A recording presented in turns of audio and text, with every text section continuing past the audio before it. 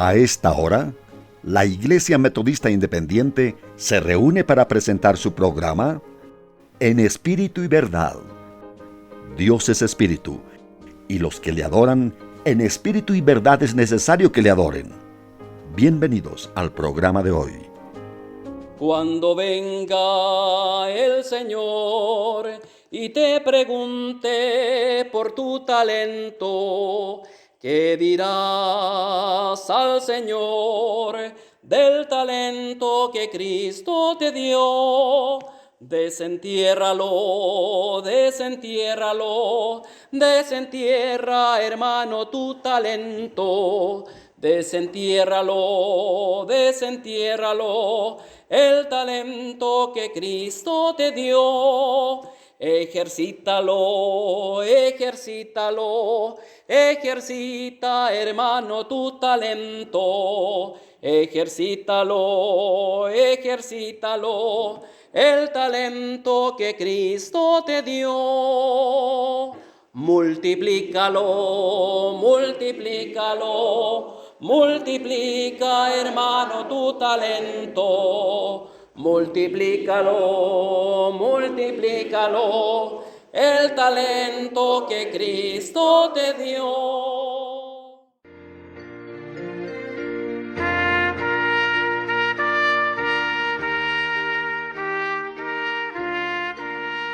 Mateo capítulo 25, versículos 21 y 22. Leemos. Y su Señor le dijo: bien, buen siervo y fiel, sobre poco has sido fiel, sobre mucho te pondré, entra en el gozo de tu Señor. Y llegando también el que había recibido 2 talentos, dijo: Señor, 2 talentos me entregaste, he aquí otros 2 talentos he ganado sobre ellos. Oremos.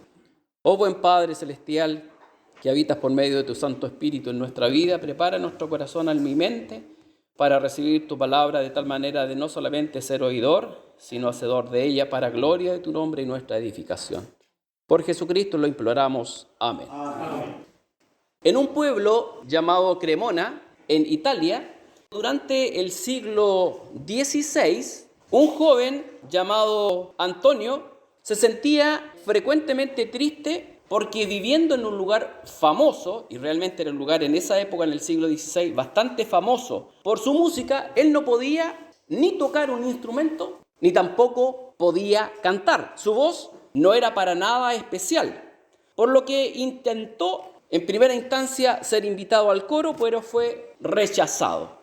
Luego quiso intentar lecciones de violín, pero molestaba tanto a los vecinos que estos convencieron a sus padres a que dejara de tocar. Por lo tanto, no pudo ni cantar, ni menos tocar un instrumento. Pero con todo, este joven de Cremona todavía quería tener su parte en el arte musical. Sus amigos, ya que no contaba con estos dotes o talentos de cantar o tocar, se burlaban de él porque parecía que el único talento de Antonio era solo tallar y tallar. Pero él no se desanimó. Un día se enteró de que un famoso fabricante de violines llamado Amati vivía también en la misma ciudad de él, Cremona. Al día siguiente se consiguió su dirección y fue a verle y le rogó que por favor le admitiera como aprendiz en su taller. Allí estuvo trabajando y estudiando durante muchos años, bastantes años. La afición por tallar se desarrolló tanto en este joven que llegó a ser un notable artista. Con paciencia hizo muchos violines, procurando que cada uno fuera mejor y más bello que el anterior. Cuando este joven de Cremona, que no cantaba ni tocaba un instrumento, pero era un excelente tallador, murió, dejó hechos más de 1500 violines distribuidos en el mundo, cada uno llevando el nombre de, ¿lo conocen? Antonio Stradivarius. Hoy son los violines más buscados de la tierra.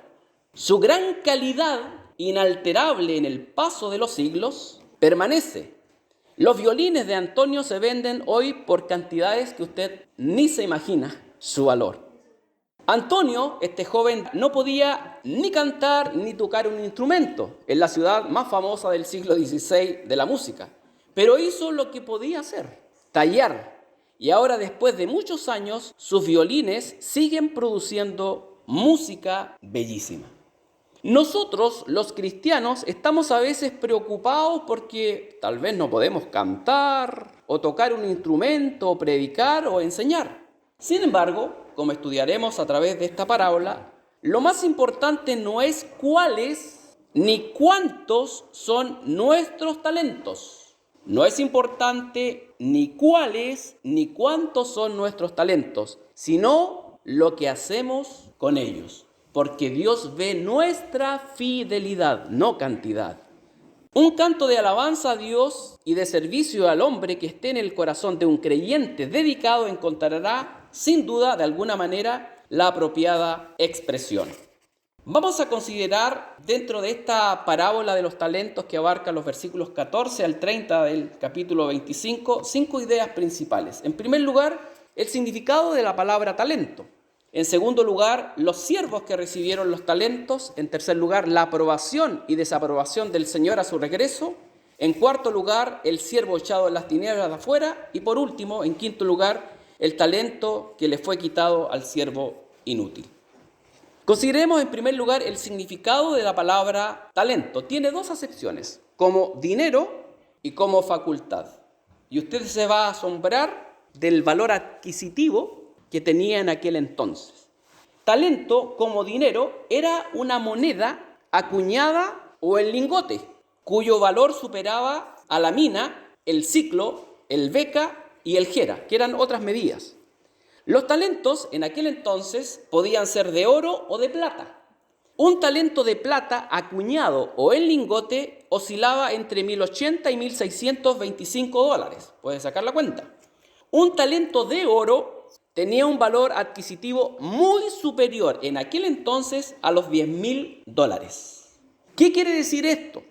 Que las cantidades que el amo entregó a sus siervos fueron sumas muy considerables e importantes, tanto el que le entregó 5, 2 y 1.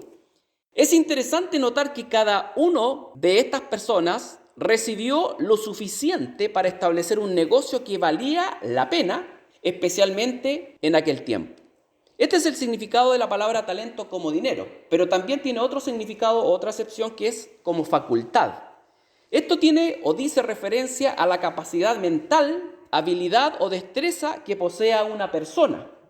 La Biblia señala que se dio a cada uno conforme a su facultad, conforme a su capacidad, conforme a su destreza. Es importante destacar que siempre van con el talento las oportunidades adecuadas para desarrollarlos. Y quien sabe administrar y aprovechar lo que tiene, tendrá éxito, tanto en el campo laboral, pero por sobre todo en el campo espiritual. En segundo lugar, consideremos los siervos que recibieron los talentos. Si pueden leer después más detenidamente o fijar su vista de los versículos 14 al 30, donde está el contexto de esta parábola, 3 siervos representan diferentes clases de personas que están en el reino de Dios o pretenden estar. Según la parábola, a uno de los siervos le fue entregado 5 talentos por su señor, con qué comerciar. Sin duda este siervo pudo apreciar su posición ante su señor, puesto que le escogió, observó en él una capacidad admirable. Sin demora este siervo diligente empezó su trabajo e invirtió sus talentos con cuidado y sabiduría. ¿Cómo podemos rescatar eso de la Escritura? Por los resultados, simplemente por los resultados. Fue celoso en su trabajo y los resultados fueron el 100%, es decir, duplicó lo que tenía.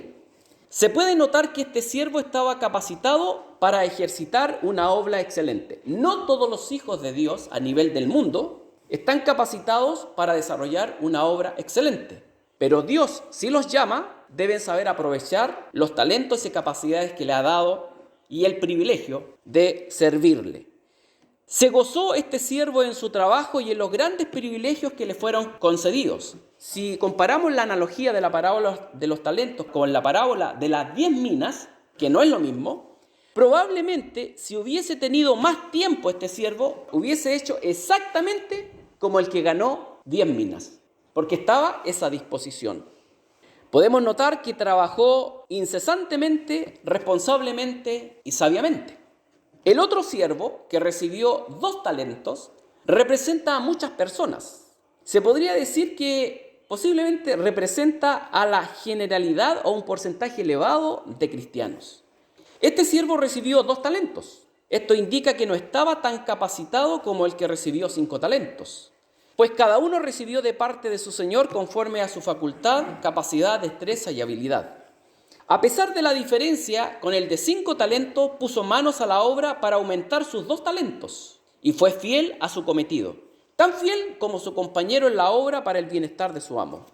Sus 2 talentos fueron aumentados a 4, es decir, también duplicó lo que el amo le había entregado. Notemos que la cantidad de fruto del que recibió 5 al que recibió 2 fue diferente a causa de la diferencia en cuanto a capacidad, destreza, aunque la fidelidad de ambos fue exactamente la misma y el mismo encomio.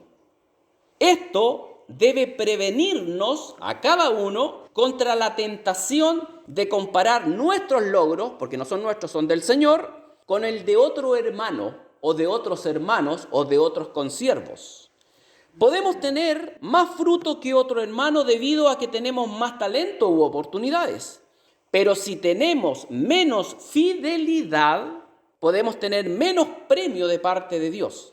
Aquí se ve claramente que el criterio de Dios es muy diferente al del hombre. Como bien lo relata el profeta Isaías, que los pensamientos de Dios son tan altos o muy distantes que nuestros pensamientos. Isaías 55, del 8 al 9. Al tercer siervo, que representa la tercera clase de personas, le fue dado un talento. Totalmente distinta fue la actitud de este siervo respecto a los otros 2.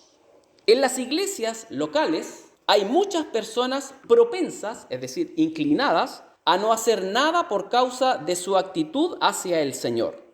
Habitualmente están pensando que si estuvieran en mejores circunstancias, posiblemente económicas, si hubiesen tenido estudios superiores, si tuviesen este vehículo, si tuviesen esto otro, si tuviesen esto y esto, harían un esfuerzo especial, o si tuvieran las oportunidades de determinado hermano o hermana, harían grandes cosas. Cuidado, no se equivoquen. Tales personas deben saber que son responsables de lo que Dios les ha dado y no de lo que no tienen. Debemos ser fieles con lo que el Señor les ha entregado conforme a su sabiduría y no de lo que no tenemos, deseando tener otras cosas que Dios por alguna razón no nos entregó. Si estas personas, al igual que este siervo, son negligentes con los que tienen a la mano, es decir, en este caso con el un talento que le fue entregado, también lo serán en esferas más amplias y de mayor responsabilidad. Sin duda, el que sepultó el talento que le fue otorgado hubiera escondido también los 5 talentos, porque la actitud a los otros 2 fue totalmente diferente. No porque no haya tenido capacidad para negociar, la tenía, o si no el amo no lo hubiese escogido, sino por la actitud que tenía hacia su Señor. Y es triste lo que está escrito aquí en la Biblia.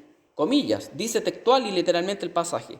Te conocía que eres hombre duro, que sigas donde no sembraste y recoges donde no esparciste. Mire la opinión que tenía del amo. Esto demuestra desconfianza, desprecio y una acusación de ser injusto. Qué pena y lamentable que haya personas de esta índole en el mundo de hoy. Yo les acostumbro llamar los Tobías y los Sanbalat. También en la iglesia hay personas que tratan a Dios de esta misma manera, no reconociéndole como dueño y señor de su vida y tampoco de la humanidad. Este siervo negligente, porque así lo llama la Escritura, ocultó su talento. No lo trabajó, no hubo fruto ni ganancia.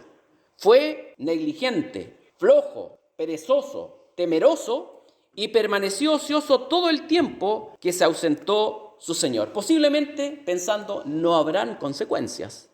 El conocimiento que tenía de su amo debió impulsarlo a vencer sus limitaciones y a esforzarse para obtener siquiera una pequeña ganancia, sin arriesgar mucho, como por ejemplo lo que se señala en la Escritura, el interés dado por un banco. Pero no lo hizo, porque tenía una actitud negativa hacia su Señor. Por lo tanto, el Señor le juzga y basa su juicio en el mismo conocimiento y palabras del siervo. En tercer lugar, la aprobación y desaprobación del Señor a su regreso, porque el Señor va a regresar y vamos a tener que dar razón y cuenta, no congregacionalmente, ni por familia, ni por grupito, cada uno delante del Señor. Y los niños no se escapan. Por si acaso, los niños también tienen que dar cuenta al Señor. Veamos en primer lugar dentro de este tópico, la tercera idea, la aprobación y desaprobación del Señor a su regreso, la aprobación de los dos primeros. El Señor dijo a cada uno exactamente lo mismo, y esto es gratificante. Bien, buen siervo y fiel. Sobre poco has sido fiel, sobre mucho te pondré, entra en el gozo de tu Señor.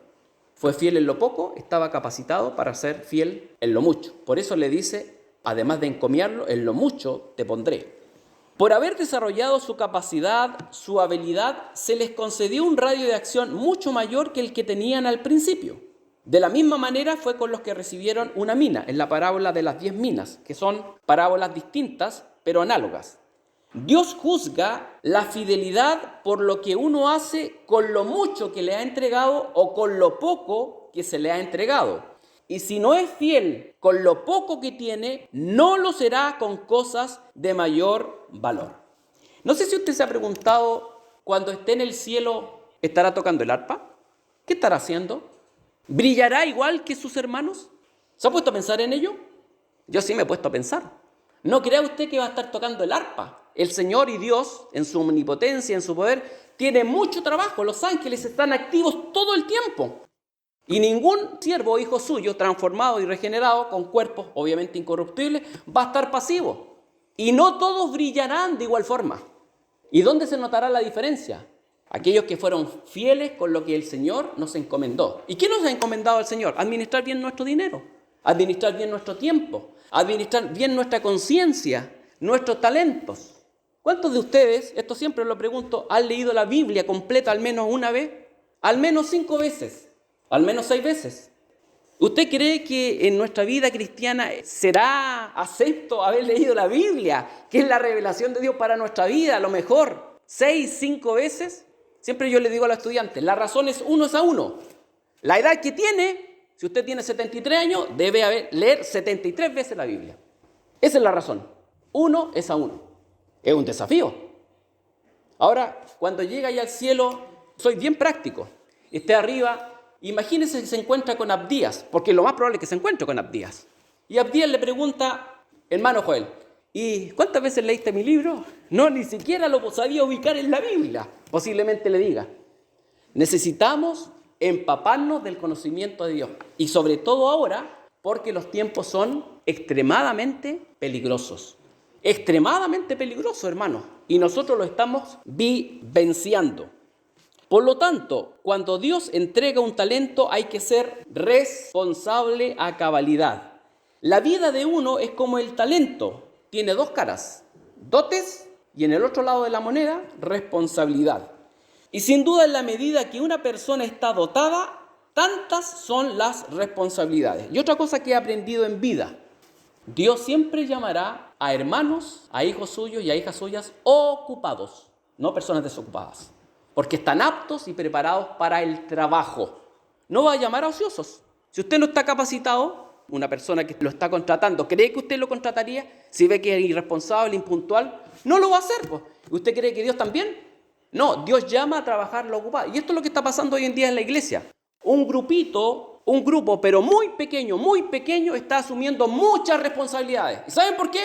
Porque los demás miembros están simplemente de brazos cruzados y no hacen absolutamente nada. Y tienen la misma actitud que este siervo negligente de su Señor. Te conocía que eras un hombre recio, que ciegas donde no sembraste. Hermanos, la responsabilidad es importante. Nosotros tenemos dotes, pero también tenemos responsabilidades. Y esto es importante. Y también lo aprendí en vida. A mayores talentos, privilegios y oportunidades, mayor responsabilidad. Si un pastor sabe enseñar, sabe cantar, sabe tocar clarinete, sabe hacer esto, sabe hacer PowerPoint, sabe hacer esto.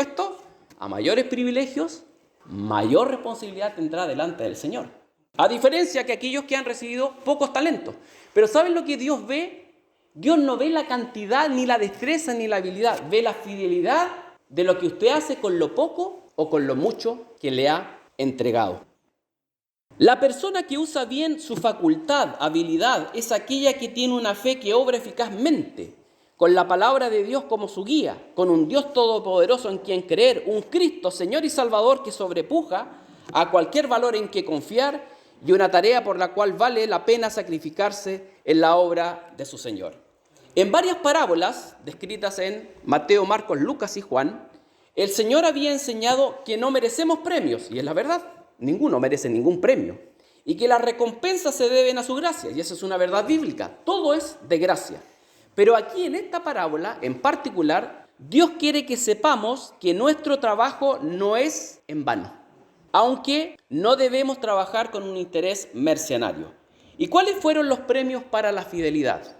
El encomio del Señor, mayores oportunidades, mayores posibilidades, mayor capacidad de hacer bien para otros, mejor carácter y mayor estabilidad y compañerismo y comunión íntima con el Señor.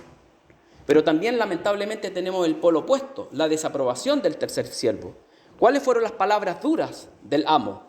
Malo y negligente siervo. Fíjese que primero le llama malo y después le llama negligente. Es decir, el juicio es grave. Malo y negligente siervo fue la reprensión del Señor. Hasta este momento el Señor o el amo había recibido 5 y 5, 10. 2 y 2, 4, 14 talentos. ¿Cuánto esperaba recibir en total? Matemática, 16.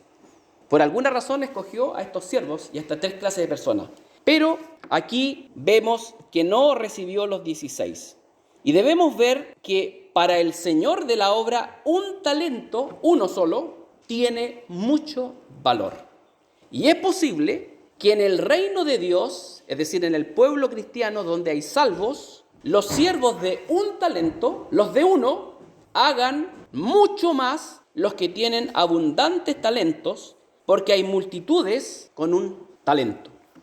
Es por ello que el siervo que administra un talento es de tanto valor y tiene un lugar prominente en la parábola, que el Señor tuvo mucho cuidado tocante a su ganancia. Si no fuese así, no hubiese estado escrito en esta parábola. Al hombre de un talento le faltó imaginación, iniciativa, creatividad, percepción, proyección, visión. Si no hubiera hecho como los otros siervos que recibieron talentos, invirtiéndolo en algo que trajera aumento al 100 por 1, porque tenía facultad para hacerlo. Dios no perdona nuestra falta de iniciativa y Dios no perdona nuestra negligencia. La reprende duramente. En proporción, hubiera hecho tanto como los otros dos, pero la actitud que tenía este siervo hacia su Señor mostró desconfianza y desprecio, si no hubiese tenido buen éxito. Y aquí quiero recalcar, haciendo una pincelada, una descripción, al señalar que Dios se fija y para Él son importantes las cosas pequeñas. Y se los voy a mostrar rápidamente de acuerdo a la Biblia. En la Biblia aparece aquel que da un vaso de agua. Es algo sencillo. Para Dios es significativo. La mujer que dio las 2 blancas lo resaltó en más de uno del Evangelio. También resalta un gorrión que cae. La vestimenta de los lirios. En cosas sencillas y simples, para Dios estas son importantes. ¿Cuáles fueron las pérdidas del siervo negligente? El aprecio del Señor, la pérdida de lo que hubiera ganado, la pérdida de la confianza de su amo y de los que tienen contacto con él, la pérdida de grandes privilegios y bendiciones, la pérdida de oportunidades, la pérdida de compañerismo con el Señor. Todo esto perdió el siervo por su infidelidad. En cuarto lugar, consideremos el siervo echado en las tinieblas de afuera. ¿A quién representa este siervo en la esfera religiosa? Hay varias interpretaciones. Esto en el pueblo cristiano ha causado bastante discusión a través de los siglos. Algunos señalan que este siervo representa a un hombre salvo, pero que no trabajó en el reino de Dios, no aprovechando sus oportunidades como cristiano y por ello se perdió. Si tal fuese la interpretación correcta, que según mi apreciación creo que no es así, indicaría que la salvación se pierde y la salvación es de Dios. Todo es de Dios. Existe abundante apoyo escritural que señala claramente que la salvación es un don de Dios y la obra de Dios, Jesucristo, fue quien la consumó y la acabó en la cruz del Calvario. Por lo tanto, difícilmente puede representar esta interpretación. Otros piensan que este siervo representa a un cristiano nominal, que nunca en su vida fue salvo, solo tenía una fe emocional e intelectual, no genuina ni verdadera. Esta es una segunda interpretación. Y la tercera, otra posible respuesta es que este siervo representa al hombre perdido, es decir, el inconverso, que tuvo muy buena oportunidad de ser salvo, pero no la aprovechó ni la primera oportunidad que tuvo ni la última. Es más, no reconoció que el Señor era bueno. Esto quiere decir que lo rechazó como el Hijo divino de Dios. La única manifestación de sus sentimientos hacia el Señor fue desprecio, desconfianza, porque afirmó que era hombre duro e injusto. Siendo así, ¿cómo podría representar a una persona que había sido salva si tuvo una actitud rebelde desde el principio? Sus hechos desde el inicio demostraron que no tuvo ninguna virtud cristiana, no tuvo amor para con su Señor, ni benignidad, ni humildad. Estas tres interpretaciones, un hombre que era salvo y perdió la salvación, un hombre que representa a un cristiano nominal no salvo y un inconverso. Son tres interpretaciones que generalmente se dan. En particular, yo creo la segunda. Es decir, un hombre que gusta del don celestial, participa de las cosas, pero nunca ha sido salvo, nunca. Y no se sorprenda que en las iglesias, estoy hablando en el mundo entero, haya personas que estén sentadas en los bancos y no sean salvas. Son hijos de la iglesia, pero no son hijos de Dios. Cabe resaltar que este hombre, del cual se habla, no se perdió porque tenía solamente un talento o poca capacidad, sino porque no usó la facultad que Dios le había provisto. Aunque un hombre tenga 10 talentos o grandes facultades, si no aprovecha sus oportunidades, será un perdido sin remedio y fracasará como el que tuvo un talento.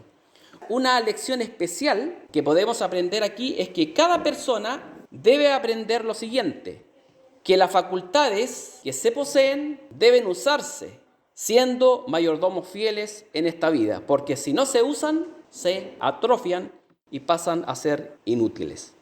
Y en quinto lugar, la determinación del amo para con el siervo, que fue drástica. El talento le fue quitado al siervo inútil. Dice la Escritura, contexto, Mateo 25 del 14 al 30. Quitadle pues el talento y dadlo al que tiene 10. Pensamiento humano, qué injusto es Dios. Le quita al que tiene menos y le da al que tiene más. Los pensamientos de Dios no son nuestros pensamientos. Quitadle pues el talento y dadlo al que tiene 10 talentos, porque a cualquiera que tuviere le será dado y tendrá más, y al que no tuviere aún lo que tiene le será quitado. El principio establecido en esta parábola es practicado en todo negocio establecido. El que es fiel recibirá su recompensa y el capital que está en manos de un siervo inútil, porque el dueño del negocio desea y deseará siempre que sus negocios prosperen. Este mismo principio es practicado en la esfera religiosa. Es el plan de Dios que así sea, y el propósito de esta parábola es hacer manifiesta esta enseñanza. Vemos en el pasaje que el Señor privó al siervo infiel de lo poco que tenía. Si esto se aplicara en lo material, sería posiblemente una gran injusticia, puesto que en muchos casos el hombre diligente llega a ser dueño de lo que el flojo pierde a causa de su negligencia. Pero en lo espiritual se expresa el siguiente hecho. Los talentos y capacidades que se usan se desarrollan cada vez más. Los que no se usan terminan por atrofiarse completamente, de modo que se pierde aún lo poco que se tiene. Para concluir, ¿qué podemos desprender de la enseñanza de esta parábola? Primero, absolutamente ninguno tiene derecho a despreciar los talentos que Dios le ha dado conforme a su gran sabiduría. Más aún, derecho a señalar que no tiene ningún talento porque le está haciendo a Dios mentiroso, y el mentiroso es la persona que enuncia eso, que no tiene talento. Eso es una gran mentira. Dios a nadie ha dejado con las manos vacías ni privado de talento alguno. A algunos les ha dado 5, a otros 2 y a otros 1, pero Él reparte como quiere, al igual como puso los miembros del cuerpo como quiso. Segundo, la cuenta de lo que hemos hecho desde nuestra salvación en adelante, que es la mayordomía, la administración de los talentos y la administración de los medios de gracia, será considerado en el juicio de obra de los creyentes, más conocido como el tribunal de Cristo. Cada uno será responsable delante de Dios de lo que tuvo o administró y no de lo que no tuvo ni administró. Tercero, el poder del motivo de lo que nosotros hacemos, por qué cantamos, por qué enseñamos, por qué hacemos esto en cuanto al Señor, el poder del motivo es lo que vale para Dios. Dios no ve la cantidad, Dios ve cuál fue mi motivación en cantarle, en servirle, en enseñar. Él examina el corazón, lo que nosotros no podemos ver de otra persona, ni tampoco los pensamientos. Primera los Corintios 13, del 1 al 4. Dios ve nuestra fidelidad con lo poco o mucho que tengamos para servir. Cuarto, a diferentes talentos o capacidad, pero igual fidelidad, Dios dará igual recompensa. Reitero, a diferentes talentos o capacidad e igual fidelidad, Dios dará igual recompensa. Aquí se nota que el criterio y pensamiento de Dios para juzgar al hombre es totalmente distinto al del ser humano pecador. Como les decía anteriormente, esto debe prevenirnos contra la tentación de comparar nuestros logros con el de otros hermanos. Quinto, a igual talento y oportunidad, mayor recompensa para el más fiel. Todos tenemos la misma oportunidad, se lo voy a ilustrar, de notificar el Evangelio a las personas inconversas. Pero no todos recibirán esta corona de regocijo para los ganadores de almas, porque no todos son evangelistas. Son cristianos, pero no todos evangelizan. Todos tenemos el mismo talento, pero como dice aquí la enseñanza, a igual talento y oportunidad, mayor recompensa para el más fiel. En sexto lugar, para todos los siervos diligentes y fieles, Dios tiene preparado, y escucha esto hermano, responsabilidades y oportunidades que no soñamos en la eternidad. No estará solo tocando el arpa. Ahora estamos en la escuela, y una escuela que es bastante sufrida, lo podemos experimentar a través de nuestra vida, que nos prepara para esto, es decir, la vida con todas las adversidades y dificultades. Octavo, a mayores talentos y oportunidades, mayor responsabilidad. Y por último, noveno, Dios ama y valora a cada uno de sus siervos, tanto al que le ha dado 5 como al que le ha dado 2 y al que le ha dado 1. Y requiere de cada uno fidelidad. Y su Señor le dijo, bien, buen siervo y fiel, sobre poco has sido fiel, sobre mucho te pondré, entra en el gozo de tu Señor. Oremos. Gracias, Padre Celestial, porque siendo imperfectos e inmerecedores de nada en absoluto, tú nos consideras en tu obra. Y más aún, tienes recompensas para la fidelidad de aquellos que ejecutan tu palabra. Danos claridad para realmente valorar en esta vida, en los años que nos están quedando, si es que tú no vienes antes, para desenterrar aquellos talentos que están ocultos, para ejercitar a aquellos que no están teniendo la práctica respectiva y para con tu ayuda multiplicar de tal manera que la obra sea extendida, nuestra vida edificada y tu nombre glorificado. Rogamos todas estas cosas y que tu palabra caiga en lo profundo para ser hacedores de ella. Por Jesucristo nuestro Señor y Salvador lo imploramos. Amén.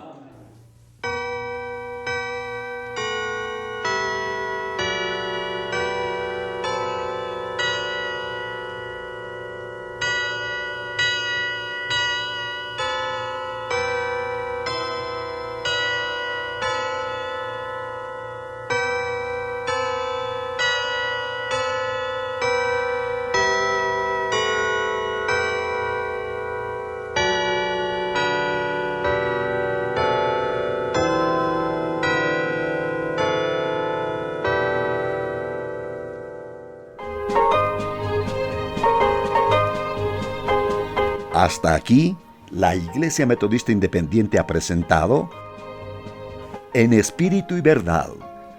Dios es Espíritu, y los que le adoran, en espíritu y verdad es necesario que le adoren. Que el Señor les bendiga.